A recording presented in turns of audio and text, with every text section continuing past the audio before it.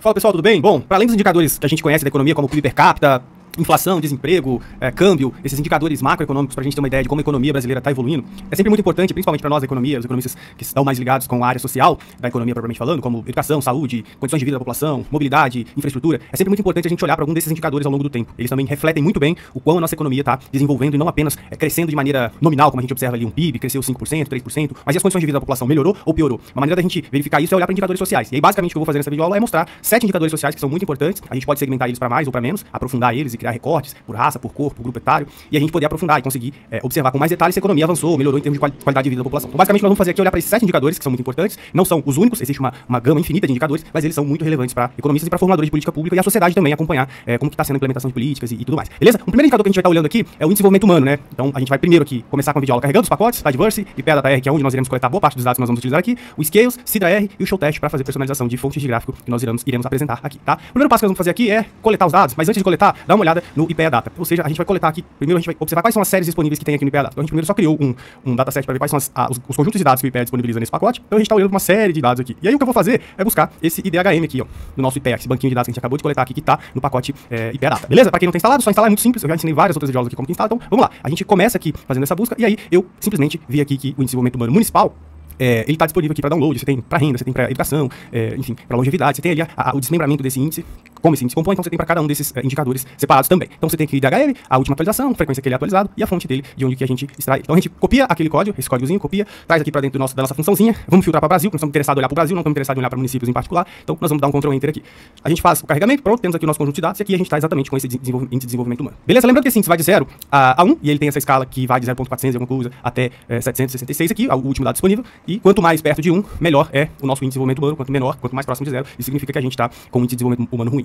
Outros detalhes, para quem quiser entender melhor a metodologia de cálculo, tudo mais, é um cálculo bem simples, não vou aprofundar aqui, ele já estou coletando esse dado pronto, mas você pode consultar na página, tanto da PNUD, eu esqueci o nome exatamente agora, mas tem a metodologia de cálculo, beleza? A gente pode depois fazer uma videoaula específica sobre o cálculo de índice de desenvolvimento humano, beleza? Fizemos essa primeira coleta e a gente vai fazer uma visualização agora. A gente sempre carrega aqui essa fonte de Google para personalizar o gráfico, enfim, as fontes que eu estou utilizando aqui, que são fontes padrões que eu gosto, a fonte Ubuntu, vamos carregar ele e depois a gente simplesmente vai vir aqui e gerar o nosso gráfico. Primeiro vamos carregar e agora sim a gente vai produzir o nosso gráfico que vai sair aqui na lateral. Vamos ver aqui, esse gráfico já vai sair aqui pra gente do lado. E beleza, temos aqui o índice de desenvolvimento humano do Brasil ao longo aí dos últimos, podemos dizer aí, 40 anos, né? A gente tem uma série histórica bem grande aqui, ó. Na verdade a gente tem uma série histórica bem grande, ó, de 70 a 21. Só que alguns anos a gente teve aí uma frequência diferente, ó. Foi em 10 anos aqui, depois 10 anos aqui, 10, e aí depois que a gente passou a divulgar isso anualmente. Por conta, provavelmente, da PNAD contínua, que é a pesquisa hoje que permite a gente trabalhar com dados que tem um retrato da sociedade, os indicadores sociais da população brasileira, com uma certa frequência, com uma melhor frequência. Beleza? Passamos ao primeiro indicador. O segundo indicador é a taxa de analfabetismo. Pra gente coletar esse dado, a gente vai lá. Esse dado, ele é produzido a partir da Pesquisa Nacional para a Voz do Domicílio, que a gente vem recorrentemente aqui explorando, a PNAD, e aí ele tá na tabela 7125, pra gente saber onde ele tá. A gente geralmente vem aqui, ó, tabela 7125, vai lá na PNAD contínua e a gente seleciona a informação que a gente quer e a gente traz aqui pra cá. Vamos rodar ele e já a gente volta lá pra conferir de onde a gente coleta esse dado, beleza? Coletamos aqui, pra quem não sabe, o getCIDRA é da função CIDRA-R, então carreguem esse pacote que eu acabei de carregar aqui, que é a que a gente tá utilizando, então você utiliza o getCIDRA, dá o Ctrl Enter e aqui tá o nosso conjunto de dados que nós acabamos de buscar no sistema do IBGE, beleza? Então fizemos esse processo, agora vamos simplesmente selecionar 4 variáveis, ou seja, o ano, cor, raça, grupo de idade e valor. Vamos selecionar isso aqui só pra gente, porque eu quero um conjunto de dados menor. Então vamos dar o Ctrl Enter aqui também, renomeando esse nosso conjunto de dados e aqui a gente tem esses valores para cada um dos recortes que nós estamos interessados. Primeiro a gente tem o total, para 15 anos ou mais, isso aqui é uma taxa de analfabetismo das pessoas com 15 anos ou mais, 6,7%, 18 anos ou mais, 7,1 ponto. Então repare que vão sendo recortes diferenciados. Então a população total, 60 anos ou mais, aí a maior taxa de analfabetismo que nós estamos observando. Depois a gente tem isso a gente pode segmentar isso para cor e raça também e gerar um gráfico aqui no final. Feito isso, estamos aqui com o nosso conjunto de dados também, ggplot prontinho para ser utilizado. A gente dá um Ctrl Enter e a gente vai ter o gráfico de taxa de analfabetismo da população ao longo aí dos últimos quase 10 anos, né? Na verdade são 7. Né? Então a gente tem aí um indicador muito importante, que está fornecendo um retrato para a gente da evolução da taxa de analfabetismo por recorte, e também a gente está combinando, além do recorte, a gente está combinando ali a cor e raça, e também considerando a população total. Então reparem que, enquanto a gente faz o recorte total, ele está sempre entre aqui, né? Quando a gente considera a população preta, a quantidade de pessoas que estão, a proporção de pessoas na taxa de analfabetismo é sempre superior à da população branca, para todos os recortes de idade. Então isso aqui é um indicador muito importante de condições sociais, indicadores sociais muito importante, fornece um retrato muito preciso aí da condição da população brasileira e também fornece um indicador de desigualdade no acesso à educação no Brasil. Beleza? Tem mais uma análise bem interessante. Um terceiro indicador que nós vamos olhar agora é o indicador de taxa de mortalidade infantil. Esse é um indicador muito importante, porque ele fornece uma ideia geral de saúde, né, de condições de vida. Se aquela sociedade, se aquele município, ou se o Brasil, ou um estado em particular, não está conseguindo garantir condições de vida inicial para uma criança, isso é um bom indicador de que as condições sociais, as condições econômicas, a infraestrutura pública, o serviço de saúde não estão tão adequados e, portanto, muitas crianças estão perdendo a vida naquele município ou naquele país. Ele é um indicador muito importante e aí a gente vai ver nesse gráfico como que esse indicador em especial evoluiu. Isso vai ficar muito claro e a queda substantiva que ele teve ao longo dos anos. Provavelmente uma política muito forte de transferência de renda, saneamento básico, entre outras políticas de atenção primária de saúde, principalmente via SUS, evidentemente, que fez com que esse indicador caísse muito. A gente vai ver isso agora. Pra gente coletar ele, vamos ver aqui o conjunto de dados, nós vamos voltar aqui no IPEA, e aí, eu não sei qual que é o código, como é que eu faço isso? A gente escreve aqui o nome da série que nós estamos interessados, a gente fala taxa de mortalidade. E aí vai vir, ó, taxa de mortalidade infantil por nascidos vivos, por 1000 nascidos vivos. Então a gente vai copiar esse código e trazer aqui pra dentro da funçãozinha que coleta o dado. A gente dá um Ctrl Enter, já podemos minimizar aqui, e a gente tem aqui a taxa de mortalidade infantil pro Brasil de 2000 até 2022. Reparem que, em 2000, isso há 24 anos atrás, a taxa de mortalidade infantil era de quase 30%. Era muito alta. Era muito alta. E aí, se a gente quiser conferir também o que significa isso, tem uma funçãozinha dentro do pacote IPEA Data aqui, que a gente pode chamar ela IPEA, e a gente vai chamar ela que é Metadata. E aí ele dá uma descrição exatamente do que esse indicador está representando pra gente. A gente busca aqui o DPIS, PMI. E aí ele traz exatamente as informações, o que está escrito ali. Então, para a gente observar mesmo, vamos fazer o seguinte, vamos armazenar essa informação aqui, numa letra E, para a gente poder acessar. Então aqui a gente tem exatamente o comment. E aí a gente tem a descrição e a fonte de onde a gente está extraindo, de onde o IPEA extraiu essa informação e traz pra gente. Só que aqui ele não tem detalhe, né? Exatamente. Teria que ir lá no link do IBGE, no Departamento de População, Indicadores Sociais, e checar exatamente a explicação. Mas a gente pode depois conferir isso, tá? Mas só lembrando, esse é um indicador muito importante que reflete as condições de vida da população, dado que se uma criança não tá tendo condições de sobreviver nos seus anos iniciais de vida, isso é uma forte evidência de que as coisas não estão indo muito bem naquele município, naquele estado ou país em particular. A gente agora vai ver esse indicador no gráfico, tá? Então a gente coletou a nossa série, mais uma vez, a gente vem dar um Ctrl Enter aqui pra a gente poder visualizar. E reparem como que esse indicador evoluiu ao longo do tempo. Isso é muito positivo, isso é muito importante pro Brasil, porque mostra que nós avançamos em termos de política pública para garantir aí sobrevivência dos nossos queridos filhos, podemos dizer assim, e da nossa futura geração. Portanto, garantindo aí condições de sobrevivência, ainda que esse indicador precisa ainda, eu acredito que deve existir espaço para melhorar bastante. De qualquer modo, 30% cair para 10% em 20 anos é um avanço substantivo muito importante. Beleza? Vamos para o quarto indicador, e o indicador que a gente vai estar olhando aqui é o índice de Gini. O índice de Gini basicamente mede a concentração de renda. Ele geralmente não. Ele busca calcular exatamente o quão desigual a renda é distribuída num país. Eu não tenho tanta certeza agora exatamente se a gente tem esse índice de Gini para estados, o nível de desagregação que a gente tem para esse dado. Se eu não me engano, o IBGE consegue fazer para município, pelo censo, ou seja, como ele coleta esses dados censitariamente, então ele consegue capturar lá a quantidade de renda daquela família, ele consegue calcular o quão desigual o município é em termos de distribuição de renda. A gente pode fazer uma videoaula depois olhando para esse dado também, beleza? Pra gente coletar esse dado, a gente também vai utilizar aqui o IPEA Data, a gente pode consultar aqui, ó, Gini, e aí ele traz exatamente o índice de Gini para a gente poder observar como que a distribuição de renda no país evoluiu. O índice de Gini diferente do IDH, aqui eu precisaria de mudar IDH aqui, tá? Eu tenho que depois colocar aqui a diferença, mas a gente faz esse ajuste depois.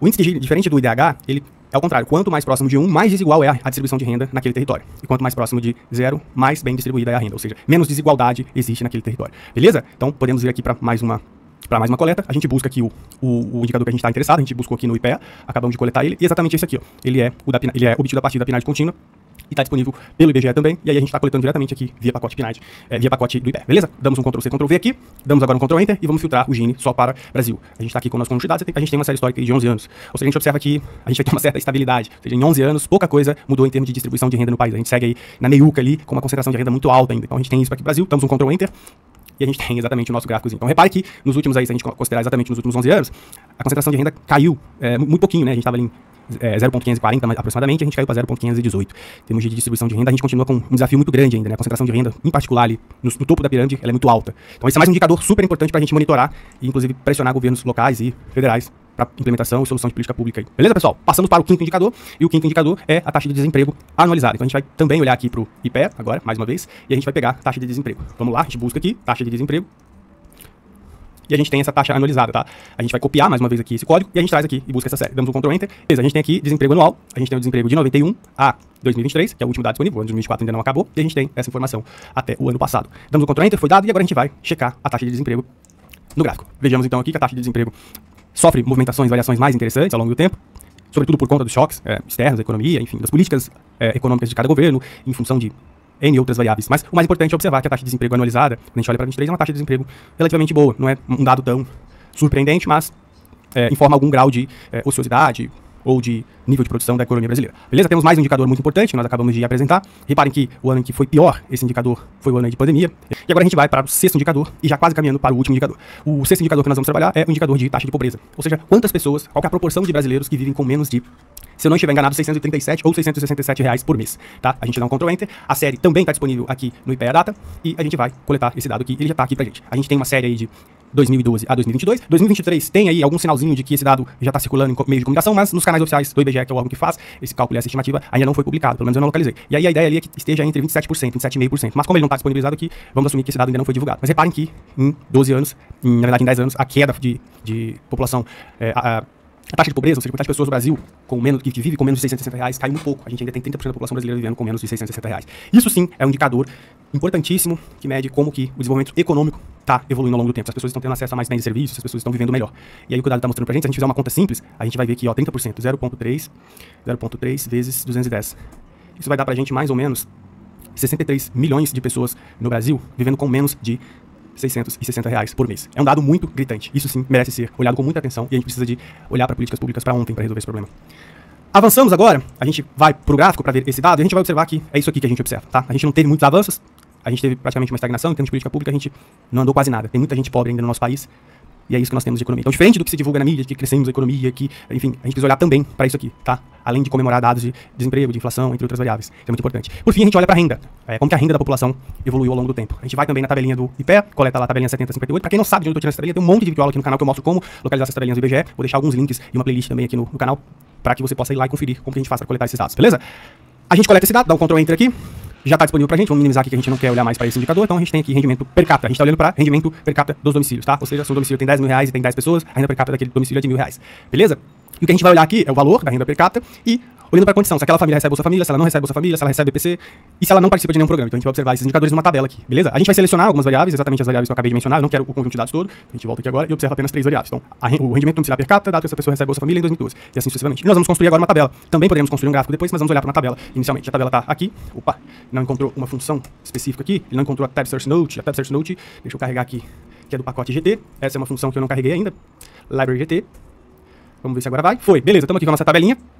E aqui a gente tem exatamente a evolução da renda per capita de 2012 a 2023, 11 anos aí de evolução, uma série histórica relativamente interessante. E aí você observa aqui, lembrando que esses valores já estão deflacionados, são valores reais, portanto a gente pode fazer comparações do tempo. Ou seja, então aqui, ó, em 2012, pessoas que recebiam Bolsa Família tinham rendimento, domicílios que recebiam Bolsa Família tinham um rendimento de 484, a gente avançou relativamente bem. Ou seja, o programa parece que ajuda aí as pessoas, né? Embora a gente não possa falar isso com devido rigor, porque a gente precisaria de um experimento, enfim. Mas a gente tem uma série de evidências, artigos sugerindo que o Bolsa Família contribui para aumento de renda, aumento de consumo, diminui a criminalidade, entre outros detalhes. Mas beleza, a gente observa aqui que foi um aumento muito importante, né? Saiu de praticamente R$480 para 675, é mais de R$100 de aumento de renda domiciliar per capita. Para quem não recebe nenhum tipo de, na verdade, para quem não recebe Bolsa Família, o rendimento per capita ele era de 1.960, foi para 2.227, o rendimento cresceu bastante. Outros benefícios, e para quem não recebe nenhum tipo de programa social, a gente observa também que teve um crescimento interessante ali, de pouco mais aí de R$200.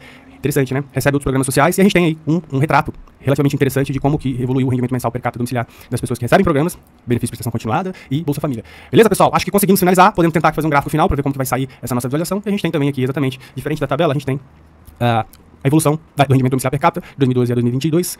Aqui eu errei o subtítulo, mas é 2023, mas a série permite a gente observar essa evolução ao longo do tempo. Pessoal, mas é isso. Forte abraço aí, espero que tenham gostado. Se inscrevam no canal, compartilhem com os colegas e até uma próxima videoaula.